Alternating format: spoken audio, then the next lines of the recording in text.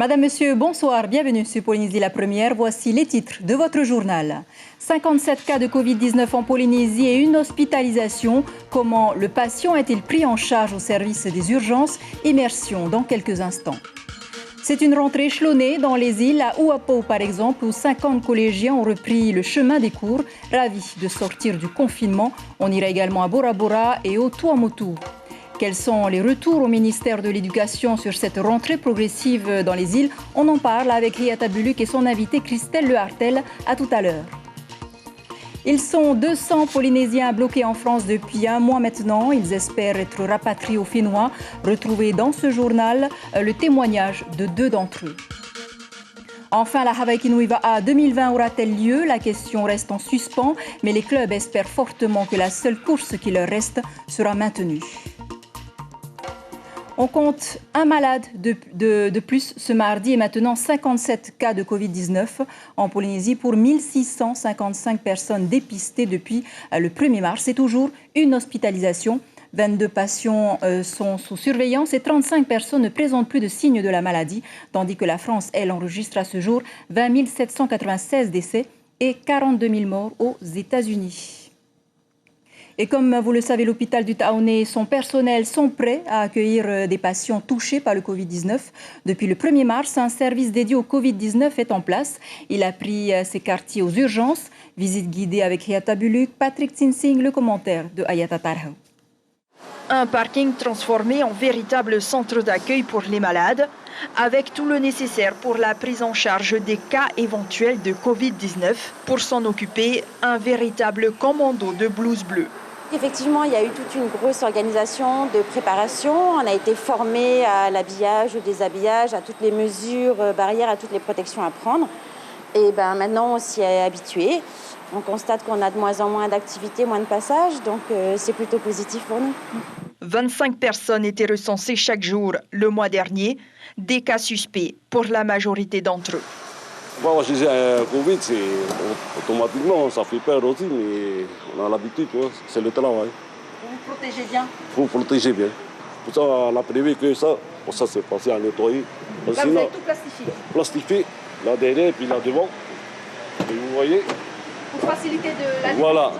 Après, il y a le kit. Vous mettez le combinaison, tout est dedans. Les cas les plus graves sont isolés ici. Appareils de perfusion en masse, multiples masques respiratoires. Cette salle accueillait auparavant des mannequins pour former le personnel de soins. Aujourd'hui, l'exercice devient une réalité. S'il y a des signes de gravité ou qui nécessitent une hospitalisation, à ce moment-là, il rentre à l'intérieur de cette voie où il va être pris en charge. Dans un premier temps, il va être évalué dans ce qu'on appelle la salle de déchocage, où les patients les plus graves vont être pris en charge. Et dans un second temps, en fonction de la gravité, soit il va aller directement en réanimation, soit au niveau des urgences, on a un secteur dédié pour les patients hospitalisés, pour lequel en fait on va réaliser des tests, des prélèvements et on va aussi réaliser des soins. Pour l'heure, une seule personne infectée par le coronavirus occupe l'un des 12 lits dont dispose le CHT. Le service sanitaire et inédit Covid-19 des urgences mobilise chaque jour 48 agents. Aussi, en cas d'urgence, n'hésitez pas à composer le 15 ou ce numéro gratuit, le 444 789. La ligne est ouverte 7 jours sur 7 à partir de 8 heures. Et après un mois de confinement au collège et lycée Hitea de Bora Bora, les 204 collégiens et lycéens étaient plutôt ravis de retrouver les bancs de l'école. Et les copains surtout, avec un maximum de 15 élèves par classe, des classes scindées en 2 groupes, chaque groupe se présentant un jour sur 2. Eh bien, les récréations aussi sont décalées avec une surveillance accrue par le personnel des règles de distanciation sociale. Écoutez ce qu'en pense le proviseur et les élèves au micro de notre correspondant Tamatea Félix.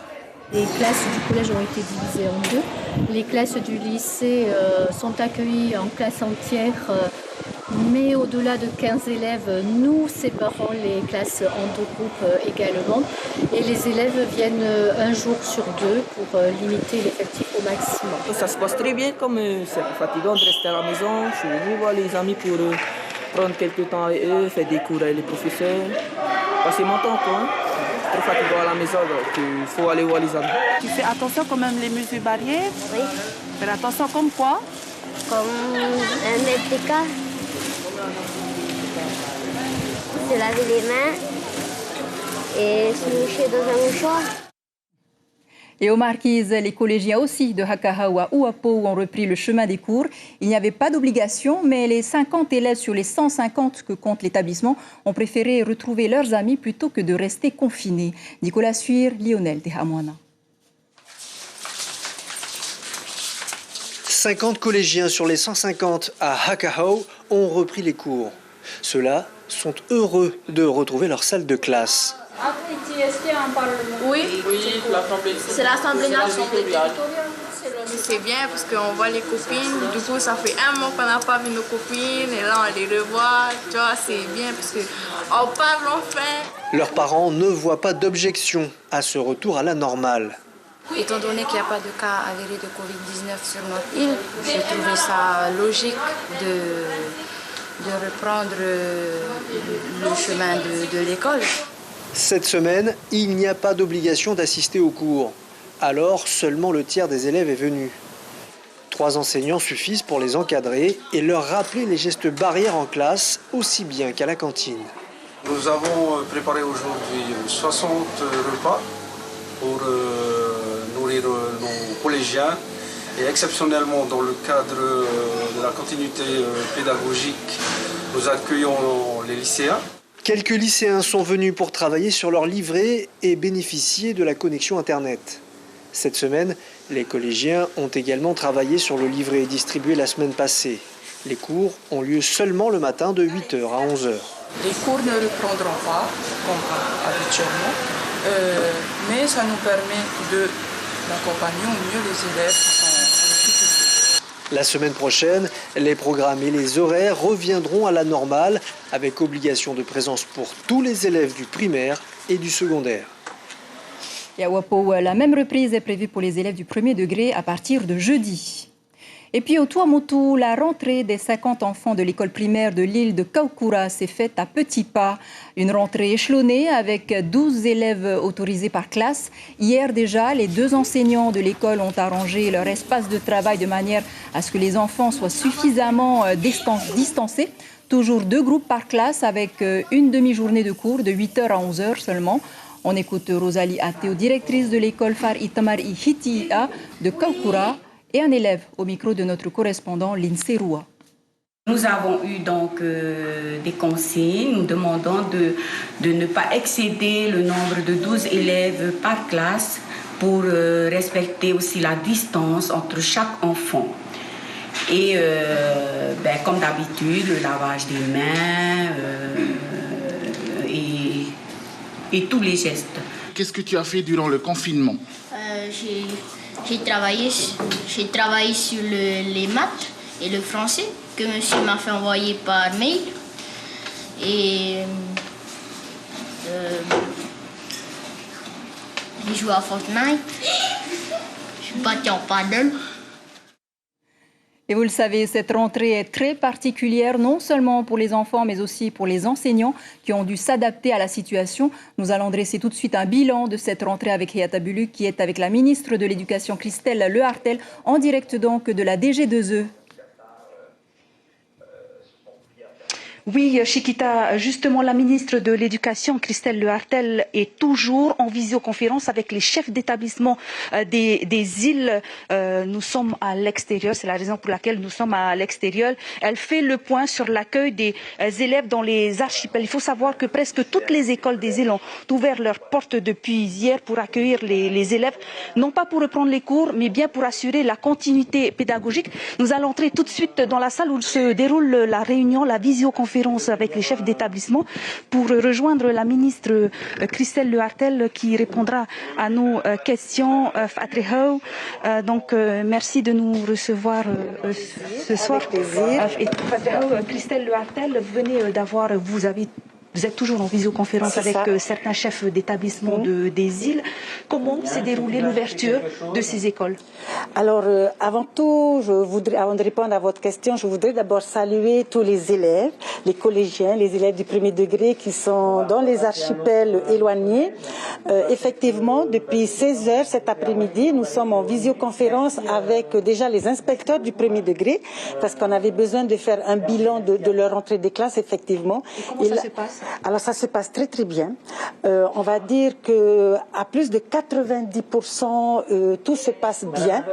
Je voudrais effectivement aussi saluer le travail d'équipe qui a été fait tant au niveau du personnel enseignant et du personnel non enseignant, et surtout l'accompagnement formidable des communes, des agents communaux,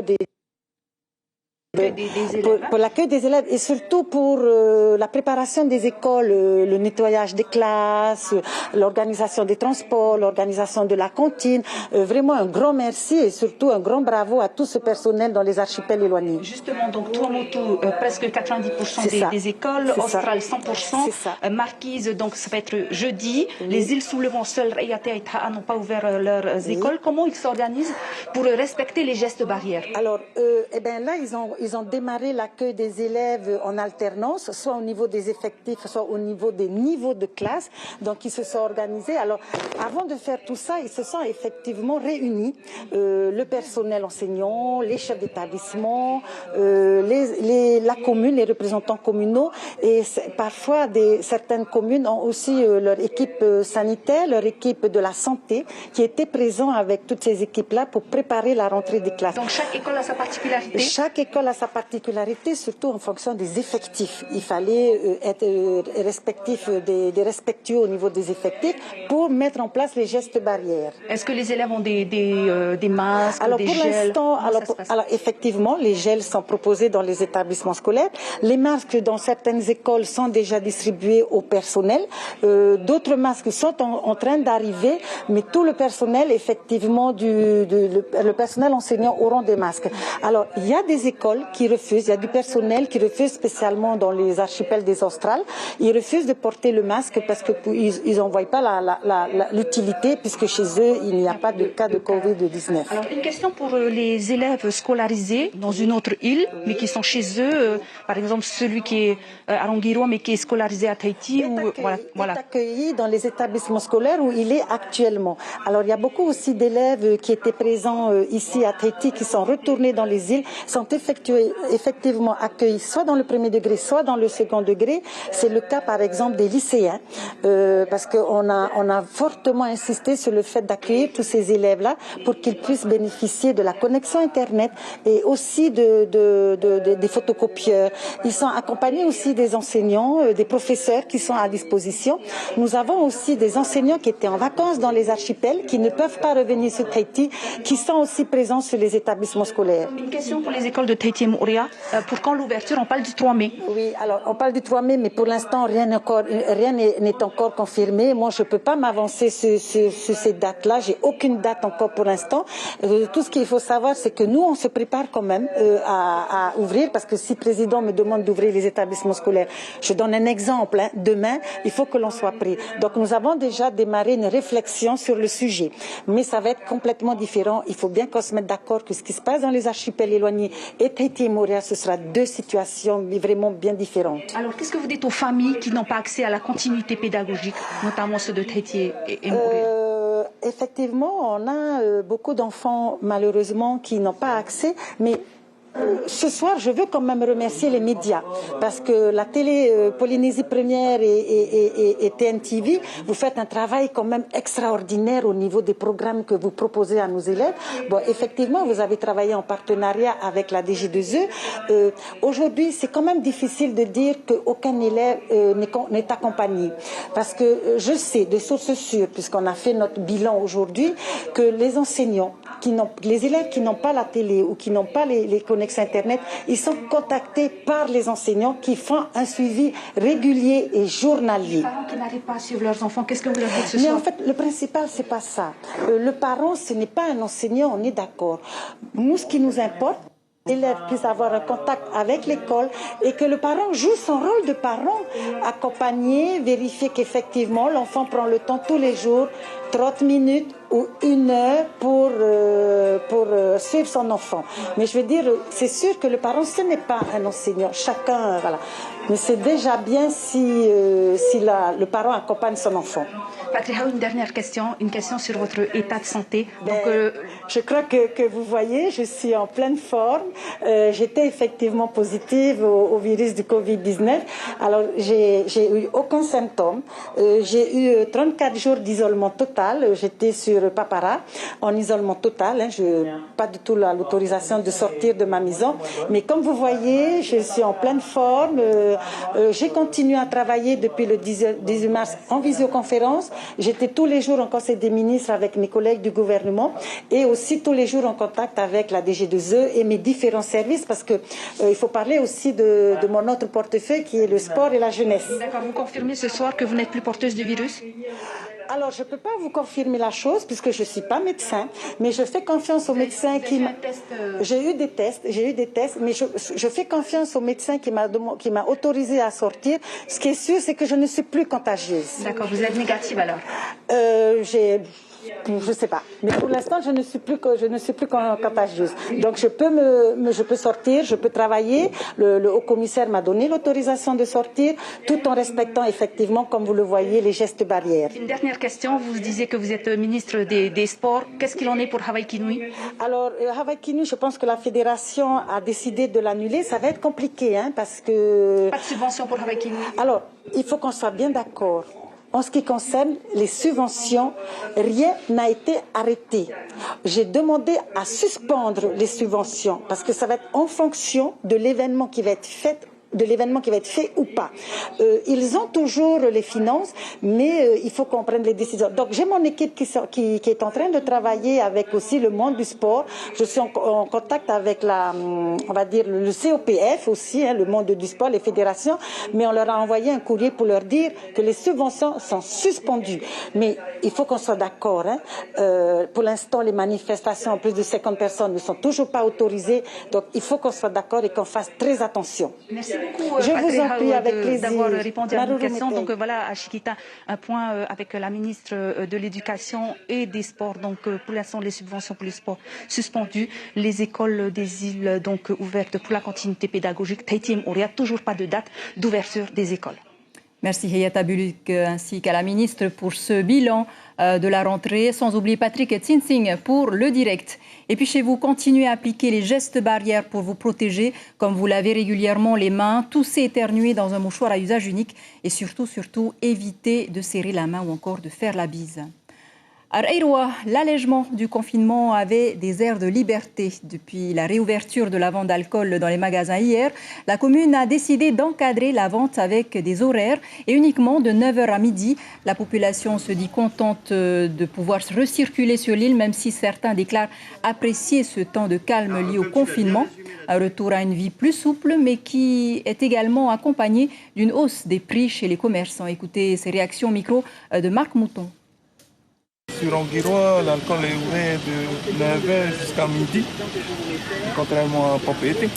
Et par rapport au confinement, les gens sont, on a lâché un peu du lest tous les gens pour qu'ils puissent un peu sortir et la plupart sont très contents de pouvoir enfin sortir de chez eux et aller à la mer et au magasin comme ils veulent. Ça n'a pas changé grand-chose pour toi? Si, beaucoup. Voilà, après, on est obligé de réessayer d'avoir des contacts avec certaines personnes qu'on connaît. Et puis sinon, moi, il y a beaucoup de trucs à changer, personnellement. Voilà, j'ai envie de rester à la maison, tout tranquillou. Bon, après, les amis, c'était pas Facebook, MP, tout ça.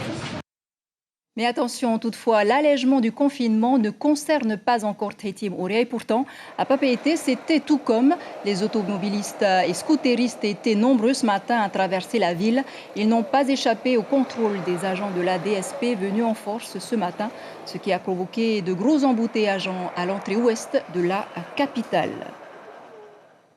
Et parmi les victimes de la crise, les armateurs sont fortement impactés par les mesures de confinement. Le transport des marchandises vers les 5 archipels a été réduit de plus de la moitié. Un sacrifice nécessaire salué par le haut-commissaire Dominique Saurin, Edouard Fritsch et le ministre des Transports René Temeharo. Des armateurs qui commencent enfin à souffler grâce à l'ouverture du fret aux particuliers.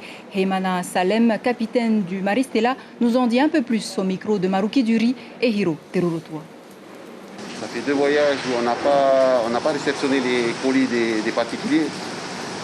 J'ai peur d'avoir trop de monde sur le quai. Donc c'est seulement à partir de ce voyage où on a mis en place des délimitations pour une délimitation pour les particuliers, pour la réception des marchandises des particuliers, et une délimitation pour la réception des marchandises des magasins ou des grandes sociétés pour les îles. Et demain, le deuxième vol de la continuité territoriale quittera Paris. Il arrivera jeudi matin à Tahiti avec à son bord du fret médical et des patients évassanés. Un vol qu'aurait bien voulu prendre les 200 Polynésiens bloqués en France depuis la fermeture des frontières polynésiennes.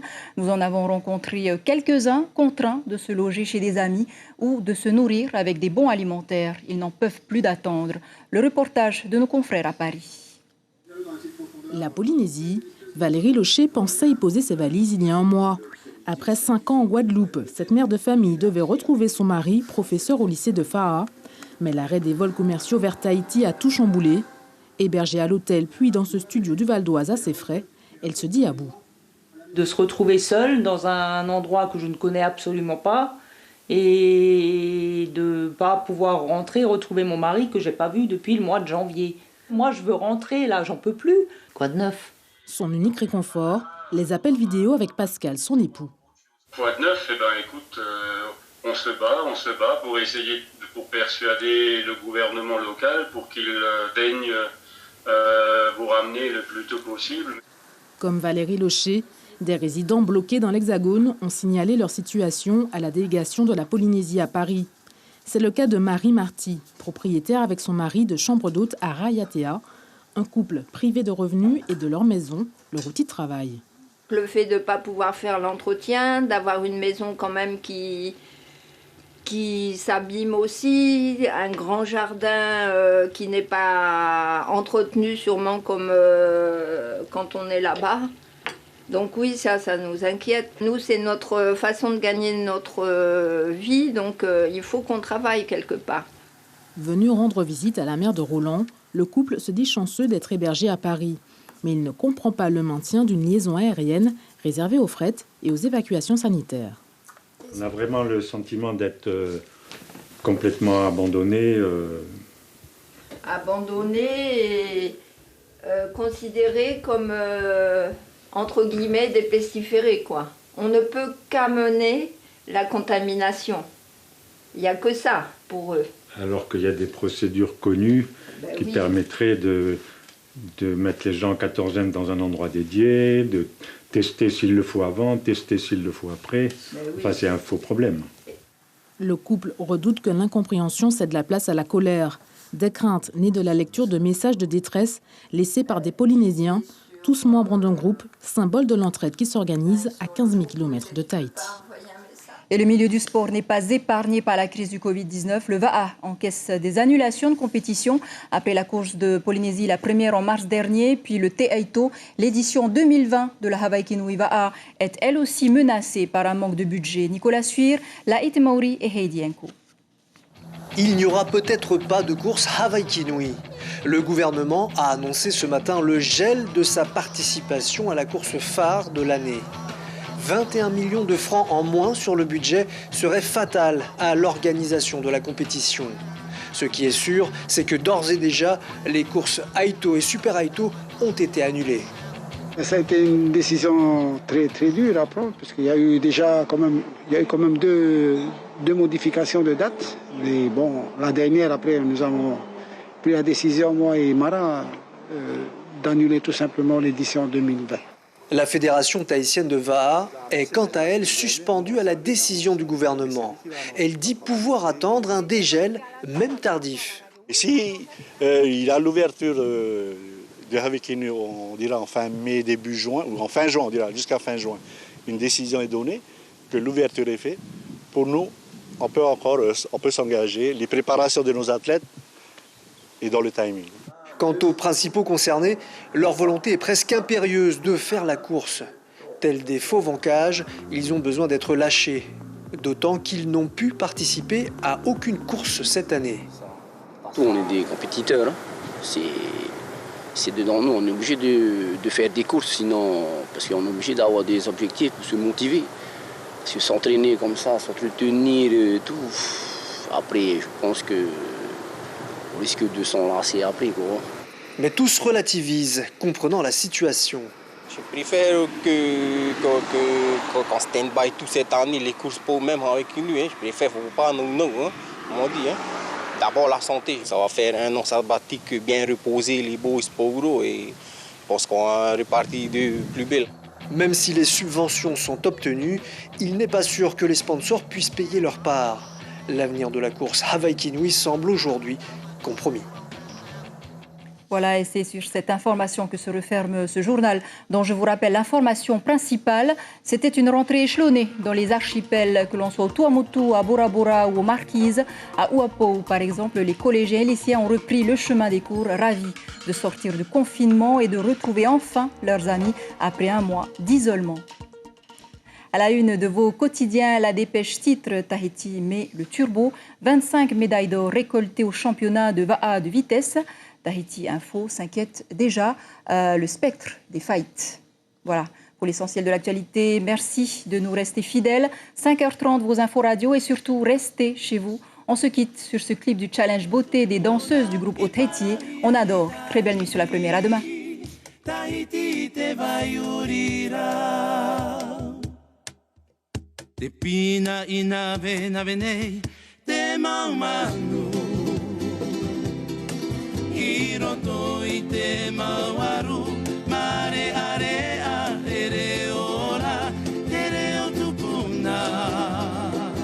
Retrouvez notre journal en replay sur notre site internet.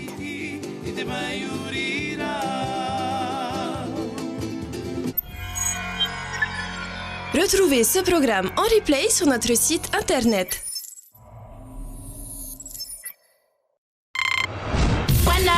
Bonjour, bienvenue. Yorana. Yorana, Manaba. Oui, voilà. C'est pour un coup de gueule, hein. Yorana. Bonjour. Hey, Yorana. Yorana. Concernant l'intervention du papier qui vient de passer là concernant les lauréats. Oui. Le sujet que je vais parler aujourd'hui, c'est sur le Calbas.